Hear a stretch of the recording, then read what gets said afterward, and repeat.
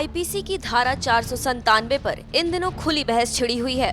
एक याचिका पर खुद सुप्रीम कोर्ट इस पर सुनवाई कर रहा है।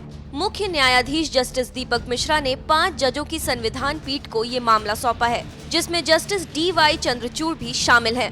ये वही डी.वाई. चंद्रचूड़ हैं जिन्होंने 1 साल पहले अपने पिता जस्टिस वाई.वी. चंद्रचूड़ का एक फैसला पलटा था। दरअसल सुप्रीम कोर्ट के जज डी.वाई. चंद्रचूड़ के पिता वाई.वी. चंद्रचूड़ ने आपातकाल के दौरान 1676 में राइट टू लाइफ को निरस्त करने के फैसले का समर्थन किया था। इस फैसले को उनके बेटे डी.वाई. चंद्रचूड़ समेत 9 जजों ने पलट दिया था। इस ऐतिहासिक कदम के बाद एक बार फिर वैसे ही हालात बन रहे हैं धारा 497 की वैधता को लेकर। 1985 में तत्कालीन चीफ जस्टिस वाई.वी. चंद्रचूड़ समेत धारा 497 को वैध करार दिया था और विवाहेतर संबंध के अपराध में महिला को भी पुरुष के बराबर दोषी ठहराने की याचिका खारिज कर दी थी। और आज धारा 497 को लेकर ही वाई चंद्रचूड़ के बेटे जस्टिस डी.वाई. चंद्रचूड़ सुनवाई कर रहे हैं। गुरुवार को चीफ जस्टिस दीपक मिश्रा, जस्टिस आर.एफ. नरीमन और डी.वाई. चंद्रचूड़ सेक्शन 497 के खिलाफ ज्यादा ही मुखर नजर आ रहे थे। उन्होंने इसे महिलाओं के सम्मान के खिलाफ बताया और कहा कि ये धारा महिलाओं को पतियों की चल संपत्ति समझती है।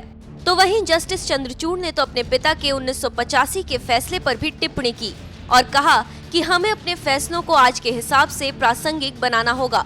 सुनवाई के दौरान इस धारा के प्रावधान पर कोर्ट ने आश्चर्य जताते हुए कहा, अगर अविवाहित पुरुष किसी विवाहित महिला के साथ संबंध बनाता है तो वो व्यभिचार नहीं होता, लेकिन यही काम कोई विवाहित पुरुष करे तो अपराध, जबकि महिला अपराध में हिस्सेदार होकर भी जिम्मेदार नहीं।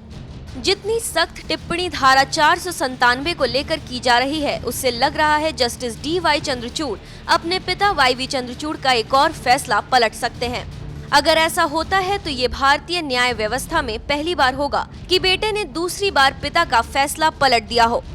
क्या है धारा 497? आईपीसी की धारा 497 के मुताबिक अगर कोई शादीशुदा व्यक्ति किसी शादीशुदा महिला के साथ आपसी रजामंदी से संबंध बनाता है तो उस महिला का पति आरोपी विवाहित युवक के खिलाफ केस दर्ज करा सकता है, लेकिन अपनी पत्नी के खिलाफ कार्यवाही नहीं कर सकता और न ही आरोपी विवाहित युवक की पत्नी उस महिला के खिलाफ केस दर्ज करा सकती है।